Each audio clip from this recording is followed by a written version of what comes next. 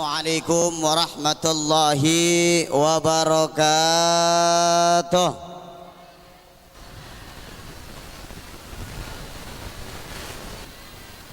Insyaallah ya. Jalan-jalan ke Kota Lahat, jangan lupa mampir ke Pagar Alam. Saya ceramah cukuplah 10 menitan lewat. Habis itu kita langsung makan. Akor ya. Assalamualaikum ala man ittaba'al huda wa rahmatullahi ta'ala wa barakatuh. Bismillah, alhamdulillah.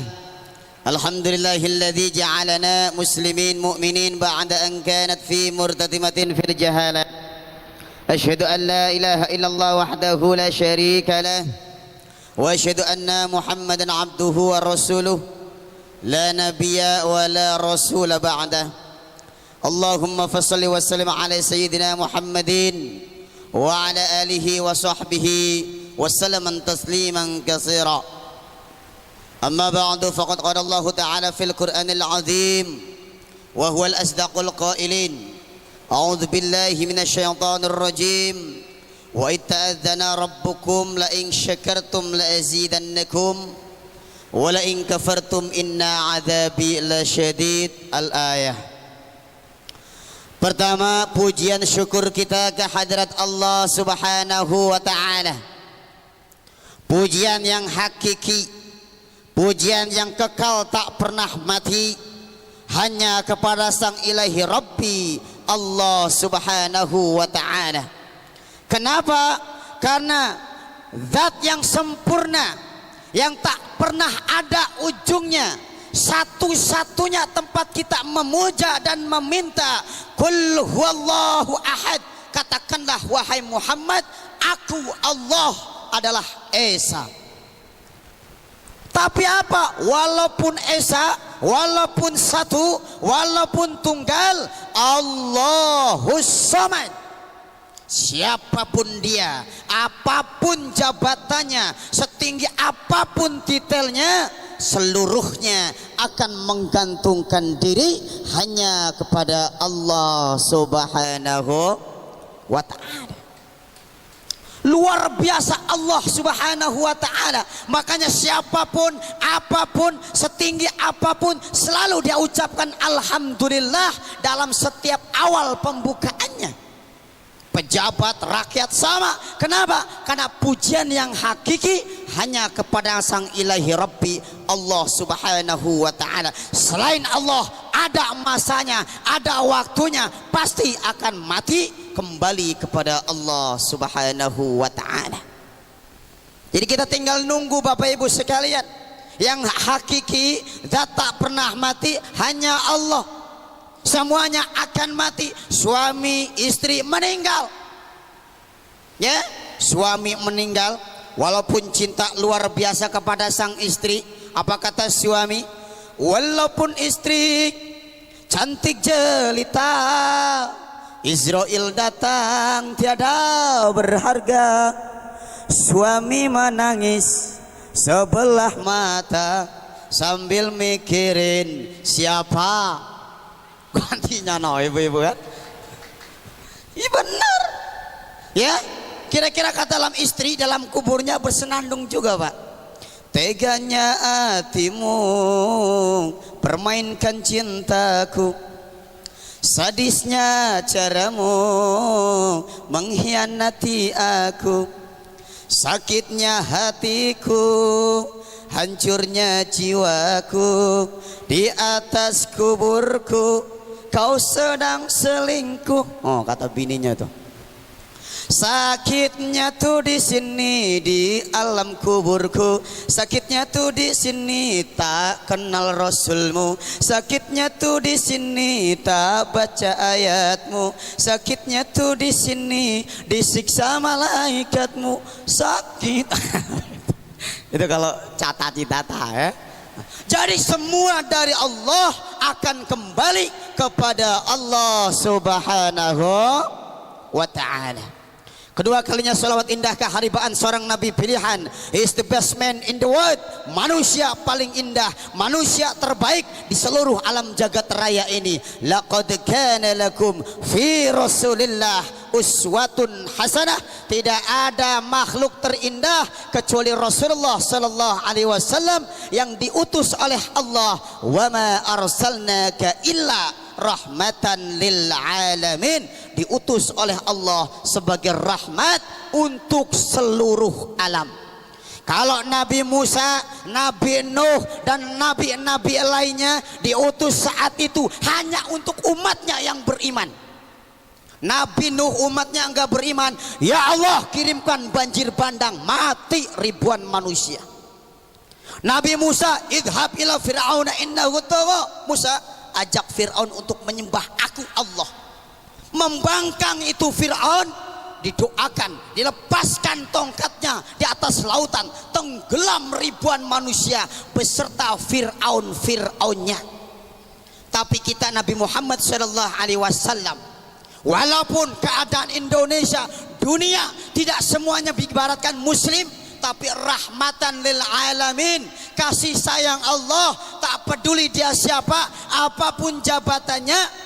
Kalau kita ngaji kitab kuning, bismillahirrahmanirrahim, ini orang Jawa ya, bismillahi utawi miwiti aji ingsun ing ikilah kitab apa yang disebut Safinatun Najah. Kelawan nyebut asmana Gusti Allah, sifate Allah ar-Rahmani, zat kang walas asih, kang gede-gede ing dalam dunya.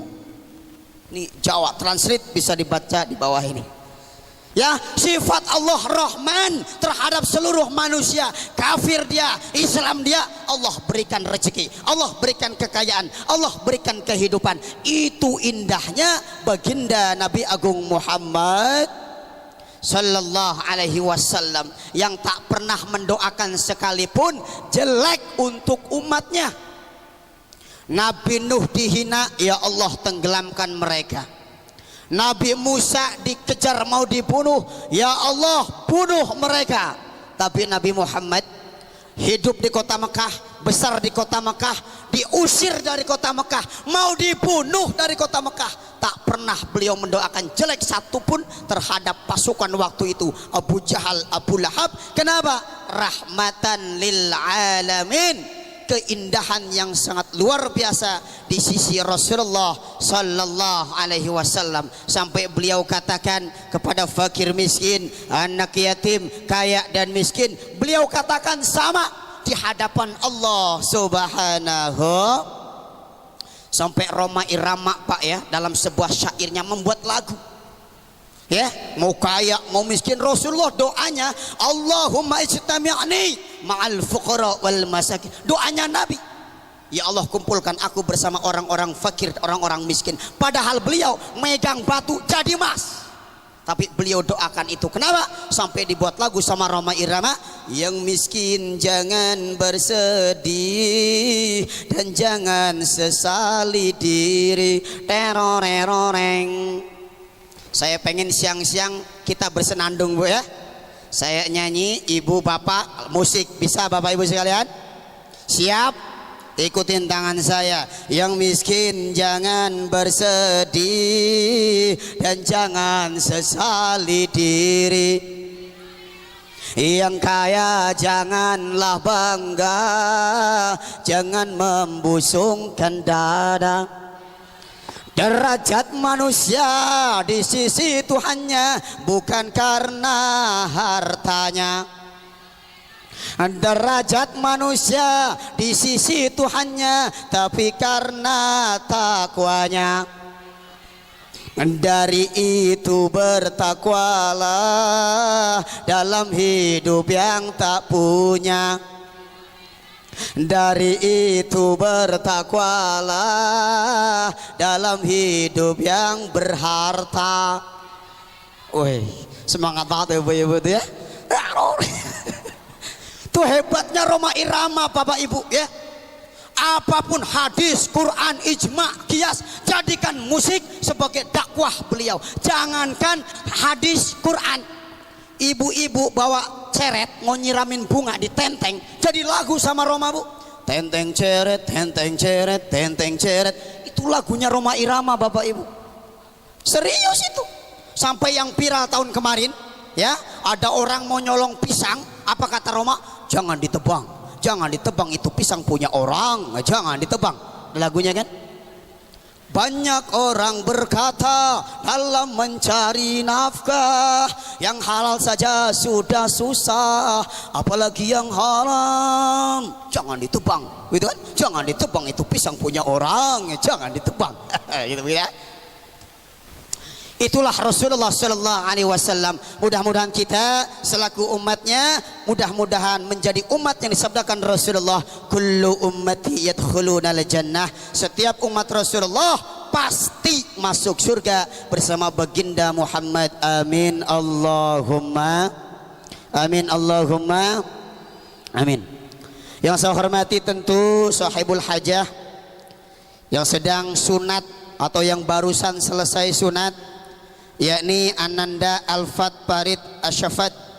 Mudah-mudahan Allah berikan segera kesembuhan dan jadikan anak yang soleh, yang bisa membanggakan kedua orang tuanya dan mampu membawa kedua orang tuanya ke dalam surga Allah Subhanahu wa ta'ala. Begitu pula sahibul hajah, yakni kedua orang tua dari Bapak Marsid dan juga Ibu Lisna Dewi Sumroni, ya, yang telah mengundang kita, mengadakan tasyakuran untuk kita. Mudah-mudahan rizkinya semakin berkah, amin. Bisa pergi ke Mekah, amin. Rizkinya semakin menambah ruah, bisa beli mobil yang mewah, bisa bangun rumah, bisa nambah nambah barokah, istrinya nambah solehah, maksudnya begitu, ya.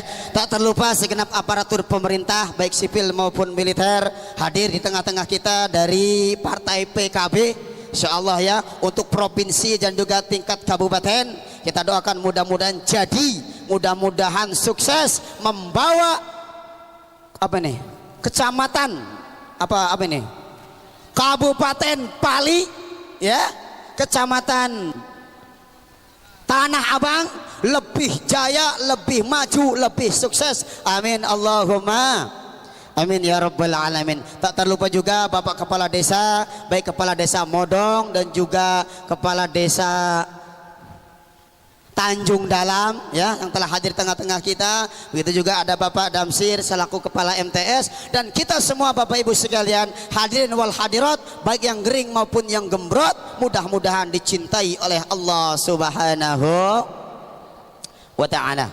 Ini jam 12 kurang 10 ini, Ibu ya. Ini sampai jam berapa ini? Jam 12 ya? Ya, 10 menit. Ya, perkenalkan terlebih dahulu, nama saya Ahmad Toha dari pesantren Darussalam Cambai. Ya, Ahmad Toha. Kalau di rumah biasa dipanggil sama istri saya sayang. Jadi kalau ibu-ibu manggil saya sayang, harus jadi istri saya dulu. Saya punya hobi yang pertama main layang-layang. Ya, lama-kelamaan saya bosan karena ketika main layang-layang saya merasakan begitu sakitnya ditarik ulur. Kemudian habis itu saya punya hobi lagi mancing. Lama-lama saya capek, saya lesu. Kenapa? Karena dengan memancing kita tahu lamanya dan lelahnya menunggu. Sehingga saat ini saya punya hobi bantuin istri ngangkatin jemuran. Karena disitulah saya tahu rasa sakitnya digantungin. Hadirin Bapak Ibu sekalian yang berbahagia, khitan. Sebelum kita membahas khitan, setiap orang pasti punya keinginan, punya harapan untuk setelah melaksanakan pernikahan, yakni memiliki keturunan. Kenapa? Karena anak dambaan siapa saja, dambaan orang, dambaan manusia. Ya, ada yang 10 tahun dia menikah belum dikaruniai anak oleh Allah.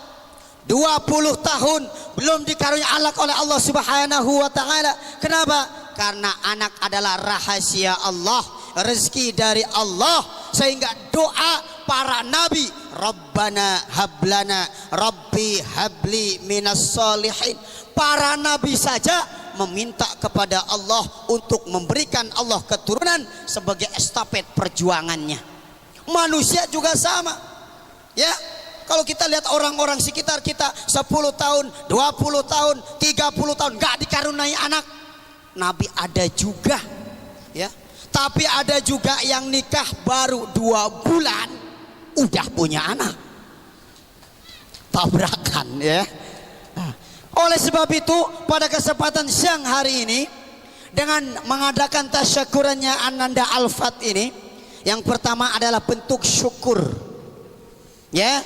Bagaimana Allah memberikan anugerah yang sangat besar, diundanglah kita semua ke tempat ini, bentuk syukuran, tasyakuran, mendoakan putra tercinta agar menjadi anak yang soleh, yang bisa membanggakan kedua orang tuanya. Amin Allahumma amin, Allahumma amin. Nah, khitan ini, ya, dalam Al-Quran sering disebut, innallaha yuhibbut tawwabina wa yuhibbul mutatahhirin. Sesungguhnya Allah cinta terhadap perkara sesuatu yang suci dan orang yang mensucikan. Artinya apa? Sunat ini sejarah membuktikan, ada mengatakan dari zaman Nabi Adam, ada juga yang menceritakan dari zaman Nabi Ibrahim, ya. Jadi dalam Nabi Ibrahim, dalam suatu hari dia mimpi. Dalam mimpinya, ya Ibrahim, tahiru anfusakum, sucikan dirimu ya Ibrahim. Setelah beliau menikah dengan Siti Hajar, beliau bingung maksudnya apa sucikan diriku, aku sudah suci ya Allah. Ternyata instruksi melalui malaikat, itumu ya Ibrahim harus kau potong. Apa itu? Apa namanya itu? Itu ya pokoknya, ya. Kalau dalam bahasa fikih, khitan itu, ya, qat'ul jilda hasyafah, ya. Jadi khitan itu pengertiannya memotong ujung kulit hasyafah. Ibu-ibu tahu hasyafah, Bu? Tahu Bu hasyafah? Kalau punya bapak itu ada ujungnya, itu namanya hasyafah, Pak, ya.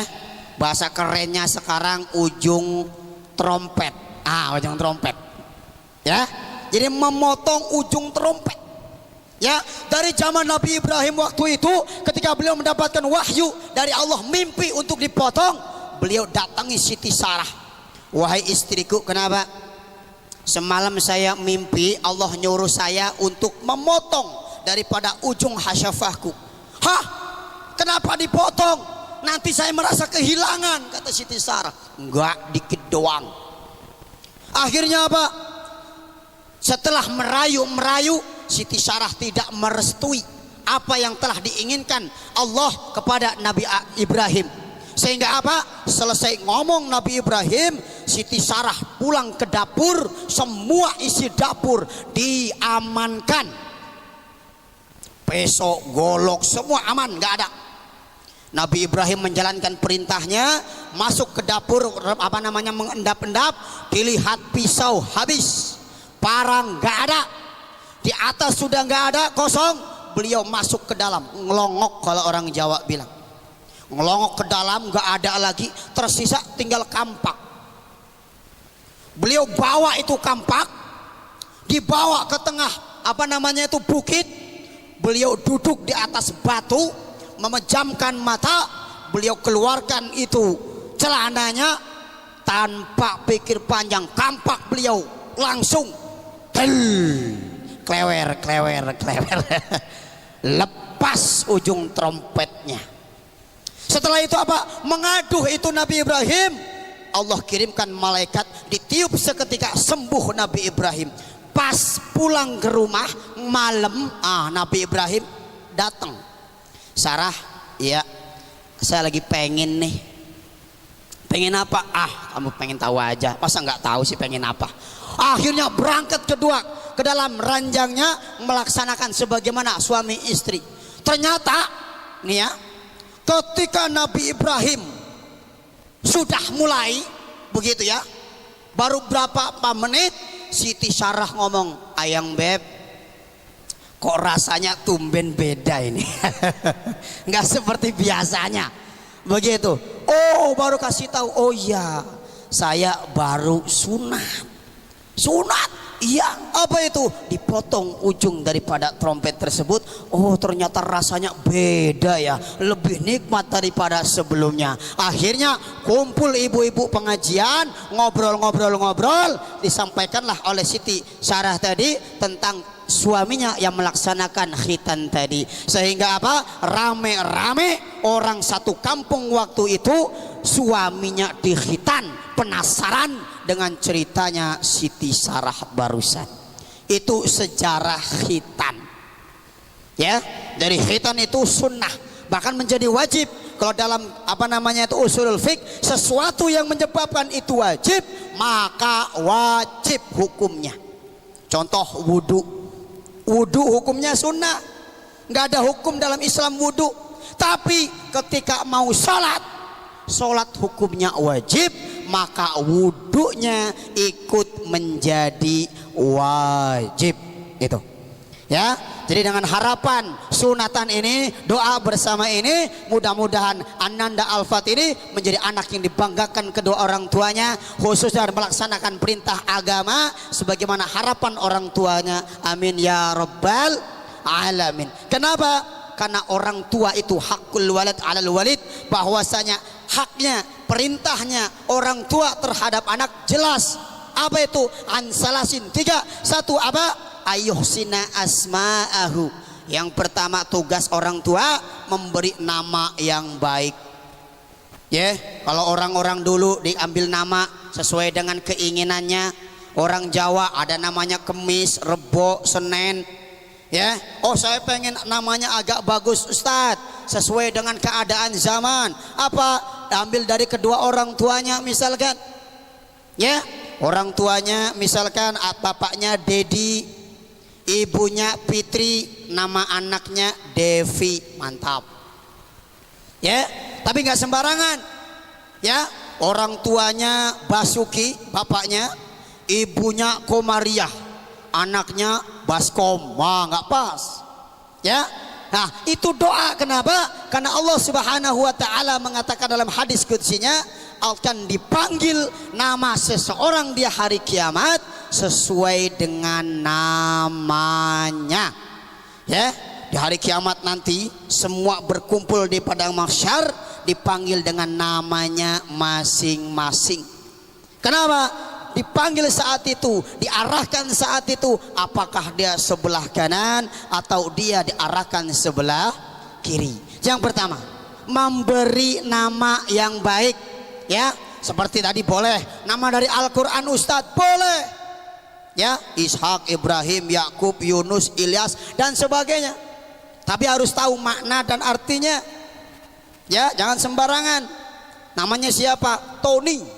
Dari mana? Al-Quran Ustadz. A'udzubillahi minasyaitoni. Wah, setan. Ya, sesuai dengan arti yang bagus. Yang kedua, ayu adibu. Orang tua setelah menyunatkan, memberikan tasyakuran sebagai bentuk bahagia, syukur kepada Allah, dianugerahkan seorang anak, dikasih nama yang baik. Yang kedua, dididik anaknya. Kenapa? Karena anak adalah satu-satunya aset orang tua. Idza mata ibnu adam fanqata'a sairi amalih. Kalau manusia sudah enggak ada, manusia sudah mati, terkubur dalam kuburan, tidak ada yang menemani. Iya kan? Manusia, kata Sayyidina Ali, beliau ditanya oleh sahabat, wahai Ali, apa yang kau takutkan? Saya enggak takut ketika saya di padang mahsyar dibangunkan. Saya enggak takut ketika saya nanti diadab di neraka seandainya, karena banyak temannya, banyak saudara saya. Lantas apa yang kau takuti? Saya merasa takut, saya sangat takut ketika nanti masuk ke dalam kuburan, tak ada satupun seorang teman untuk menemaniku. Ya kan? Badan puta berharga, sesaat ditinggal nyawa, anak istri tercinta tak sudi lagi bersama, secepatnya jasa dipendam. Ding ding ding ding. Begitu ya? Sudah dikasih tahu. Setelah manusia meninggal dipendam, tak ada satu yang bisa menemani dia. Istri tinggal, Pajero tinggal, tikar yang tidak berharga, tak ada harganya pun diambil lagi, dibawa pulang, saking tidak ada satupun pertolongan kecuali ketika itu apa? Al-waladun soleh yada'una lahu. Kata Rasulullah, kalau manusia sudah mati, yang pertama sodakotin jariyatin, sodakoh jariah. Iya kalau kita orang punya, iya kalau kita orang kaya. Kalau kita orang nggak punya, untuk orang lain nggak bisa, buat sendiri aja nggak punya, apa yang kita bisa banggain? Yang kedua apa? Ilmu yang bermanfaat. Iya kalau kita ustadz, iya kita guru ngaji, iya guru madrasah dan lain sebagainya. Kalau kita nggak punya apa-apa, ngaji aja nggak bisa. Yasin yang dibaca terjemahannya, ya asin, karena yang dibaca salah. Ya tinggal satu harapan kita, al-waladun soleh yada'una lahu, yaitu anak yang soleh yang senantiasa mendoakan kedua orang tua. Sekali lagi kita doakan mudah-mudahan khususnya Ananda Alfat ini menjadi anak yang soleh, anak yang taat kepada orang tua, dan bisa menjadi harapan kedua orang tua, membawa nama baik orang tua dan sukses nanti di masa depan. Amin ya rabbal alamin. Karena sudah jam 12 lewat apa namanya nih 5 menit ya, kurang lebihnya saya mohon maaf. Sebelum saya tutup, kita bersolawat terlebih dahulu biar makbul. Siap ibu-ibu solawat? Siap solawatan? Mau lagu pop, jazz, dangdut, koplo? Apa lagunya nih? Yang viral aja, yang biasa semua ya. Iwak peye, bisa semua ya.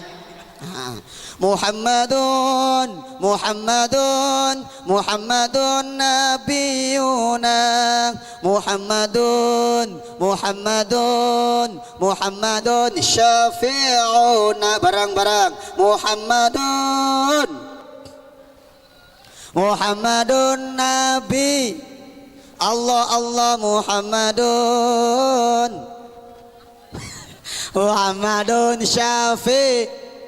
Ini zaman memang sudah miring, laki-laki pada pakai anting, belum nikah perut pada bunting, nenek-nenek pada diri bonding lagi. Muhammadun Muhammadun Nabi Allah Allah Muhammadun Muhammadun syafi'. Ya mudah-mudahan bisa memberikan manfaat. Kurang lebihnya saya mohon maaf. Ihdinas siratal mustaqim. Al-afu minkum. Kalau ketemu jangan butuh, jangan lupa bawa batu. Kalau bawa ibu mau cari menantu, mohon maaf saya sudah laku. Assalamualaikum warahmatullahi wabarakatuh.